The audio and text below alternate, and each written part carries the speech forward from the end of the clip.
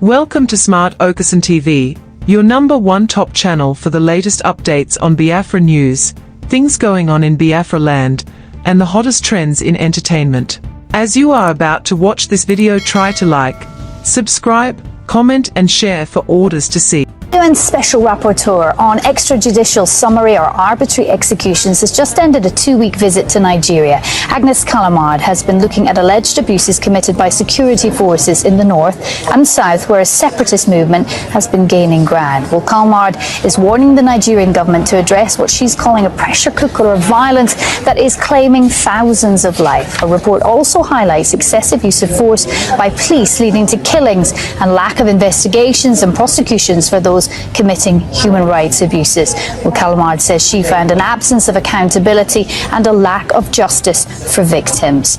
Well, Agnes Callamard joins us live now from Abuja. Agnes, thank you very much for joining us on the programme. That is a pretty long list there. Tell us more about what your visit to Nigeria has uncovered. I noticed the phrase in your press conference earlier, a pressure cooker of violence. So what did you find? Well, I could not really use any other words than pressure cooker. I have found localized and countrywide patterns of violence that are simmering. And my main concerns with those localized and countrywide systems of violence is that they are now taking place in a context characterized by population explosion, by an increased number of people living in extreme poverty, by the proliferation of weapons coming from throughout the region of West Africa, and by the environmental degradations. So those external pressure applied on top of those ecosystems, eco-political systems of violence are ready to conflagrate, to explode in a way which I don't think we have yet completely understood. So my preliminary finding today was really to issue this warning both to the government and to the international community. There is in Nigeria a pressure cooker that, if it is unchecked, could have ripple effect throughout the regions. And now is the time to prioritize the rule of law and accountability for the people of Nigeria. Agnes, you used the word crisis and said in your press conference that, you don't want the government to pretend this is not a crisis. But how do they view the situation that you bring up in your report? Well, you will have to ask them. I don't think I have made any sharp or stark revelations to the government. Whether or not authorities are willing to admit the extent of the problem is a different matter. But in all my meetings with officials, in the majority of my meetings with officials, there is an acknowledgement of the scale and the extent of the problems. That gives me some hope that the authorities, with the necessary leadership and political will be able to begin a roadmap towards addressing the lack of accountability, towards ensuring that killings, particularly by the police, but not only, that all the killings are investigated, that the systemic factors such as the lack of resources of the police, the lack of training, that all those resources issues are addressed. Let me remind you that Nigeria is a middle-income country. So I have approached the questions of arbitrary killings within that context, and what I have found is not in keeping with what I would expect from a middle-income country. So Agnes Callamard, is what you're saying that there are resources that can be put to work in solving some of these problems, but the right priorities are perhaps not being made? Yes, I believe that at the moment the rule of law and accountability have not been sufficiently prioritized.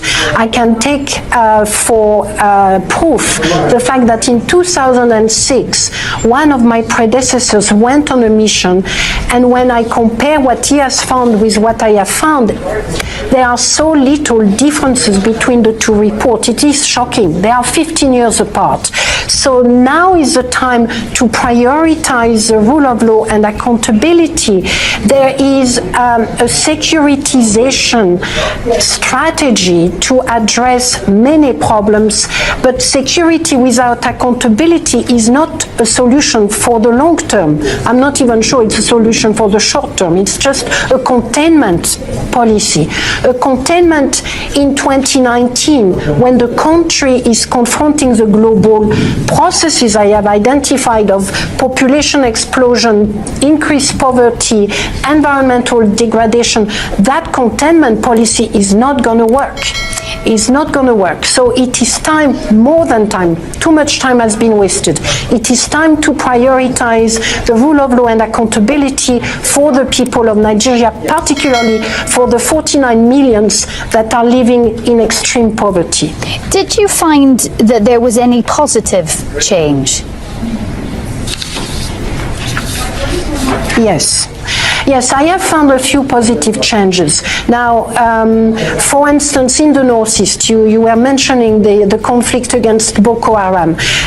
In 2015-2016, that region was at the center of many concerns for human rights violations by Boko Haram, of course, but also by the security agencies. There was a vast number of allegations of arbitrary killing, disproportionate, indiscriminate bombing, disappearances, death in custody, massive death in custody, in fact. Now, those problems have not been investigated, and there is still not any accountability for those past violations. But the progress resides in the fact that allegations over the last 2 years, 2018 and 2019, have decreased. So, for instance, allegations of arbitrary deprivation of life there are far less of them than there were 3 years ago. That I take as a positive sign. Now I would like these positive signs to be, to those positive signs, I would like to see steps taken to ensure accountability for past crimes. I would particularly like the many disappearances that have been brought to my attention by the children, the wives, the daughters and son of many disappeared men. I would like for those disappearances to be addressed as a matter of urgency, because the torture it is creating for the people left behind cannot be underestimated. Agnes Callamard there joining us, UN Special Rapporteur. Thank you very much for joining us. This is satellite media. Mr. Okpara, we are looking at a whole lot of things here. One has to do with shutting down Biafra office in Finland. The second one has to do with what I'm seeing here, that Simon Ekpa have gotten the mandate of over 50 million Biafrans to govern them. Of course, we understand that even the Simon Ekpa's lawyer has spoken recently about Simon Ekpa's captivity, and that Simon Ekpa is an innocent person. But let me just get your reaction, immediate reaction first. You see, Mr. Okpara, you see, coming to the Biafran issue or Simon Ekpa issue, Nnamdi Kanu issue, it has entered the stage of Anakeme, Anakeku. Now, looking at the issue of things, we are almost getting to the cross line to win the prize. And because of what is happening, Simon Ekpa absent, Nnamdi Kanu absent, and it seems that the cross line have shifted front. The line to cross for the prize have shifted front a bit again. Had it been Simon Ekpa is out, everything will have been normalized. Things will be okay. And Ogenkere shutting down Biafran liaison office in Finland. This is show you that he is a man having the authority now in the absence of Simon Ekpa. Let us be sincere. Let us look what is on the ground. What is happening now to justify whom is whom. No, we are not looking at who is who here. We are looking at the justification behind shutting down the office, whether he has the authority. Yes, he has the authority because he is acting prime minister. According to the election, the governing body in Biafran government in exile did, or the CRC conflict reconciliation committee did, which they call the opposition party to come and follow to join the election. The opposition party said no, they're not coming. They refused to come. After the election, CRC still call opposition party, Ogenkere still call opposition party, come let us sit down around table for reconciliation. Opposition party said no. And as far as the mantle, according to the election, are given to Ogenkere, Ogenkere have right to shut that liaison office. As of today, he has right. Until Simon Ekpa is out. Now, and if you look at it, that liaison office, there's no good information coming again. Since there was a division in that liaison office, the person that handled that liaison office is not working with Biafran government in exile. He want to, I think he may be or trying to be in the camp of the opposition, and you cannot be in the camp of the opposition using my property against me. This is why Ogenkere shut it down. And as Ogenkere shut it down, nobody have ever opposed him or go to court to say and go and shut. Why did he shut it down? Because they knew that he has a right to shut it down. Okay, now let us look at Ogenkere accusing or rather alleging that Bianco Duku played a pivotal role in Simon Ekpa's case. Yes. Not only Bianco Duku, even the people are in the opposition now. Most of them play that vital role. So that what is happening now will be happening. And you know, Simon Ekpa said, after the declaration of Biafra, it doesn't end there. After the declaration of Biafra, you have to defend it. When you defend it, there's a stage you defend it reach before you have recognition of other countries. You cannot declare restoration of Biafra and start having recognition immediately.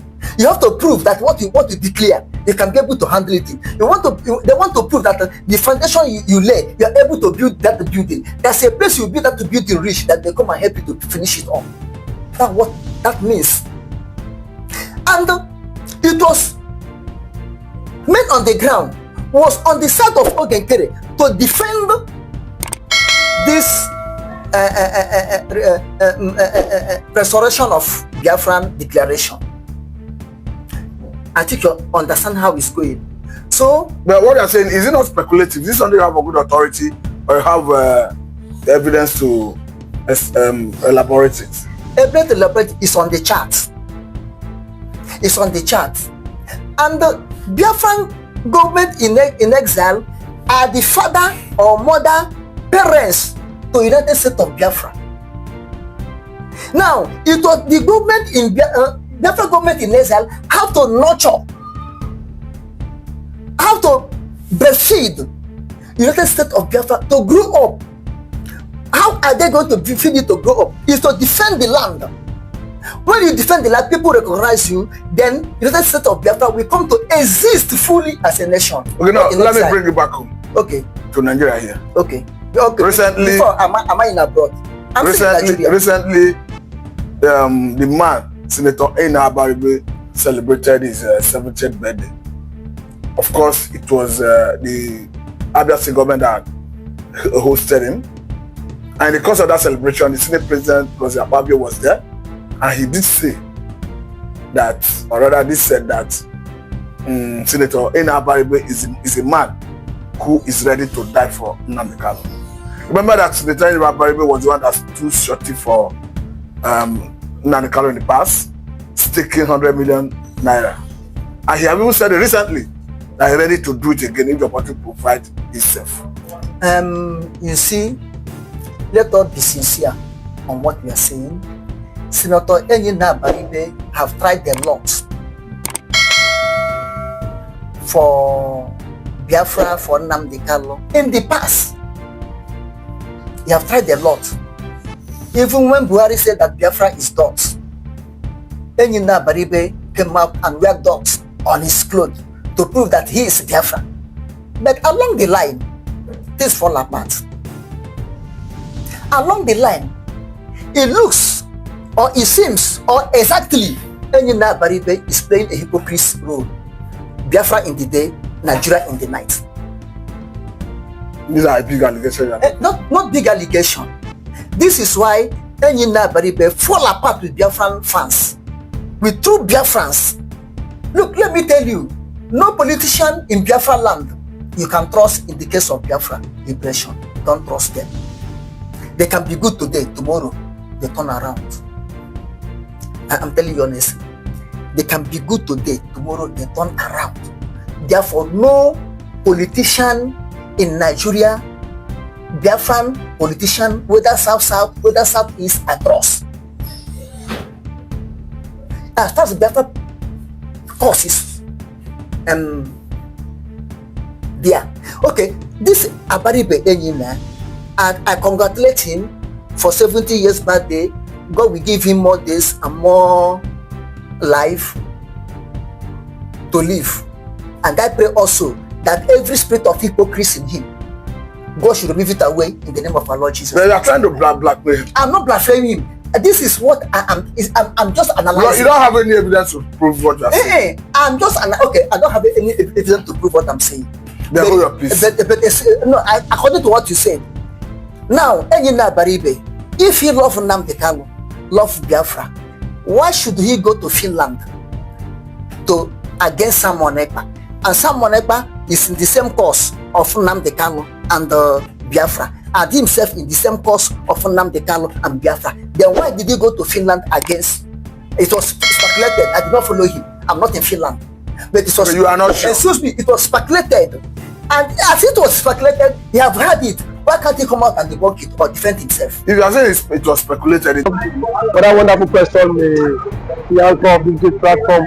First and foremost, I want to say, Simon Ekpa has come out to say, or has outlined countless times that he said that the Nigerian government cannot win Biafra with a barrel of gold for the second time. Now when he said that, see, Nigerian government cannot win Biafra with a barrel of gold, it means that nobody needs to die for them to exit Nigeria. Now, Ojoku fought Biafra in a different dimension. Now, Nnamdi Kanu did it via his own dimension. So Ekpa is taking it globally. And now, we've seen world body recognize Biafra.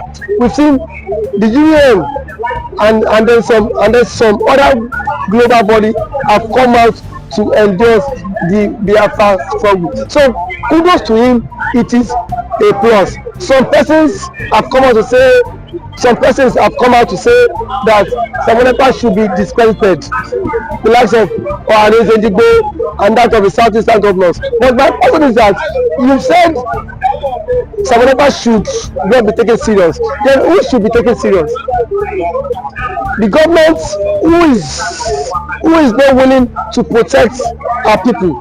Is it the people who have refused to speak up when the Igbo man has been marginalized in the country? Is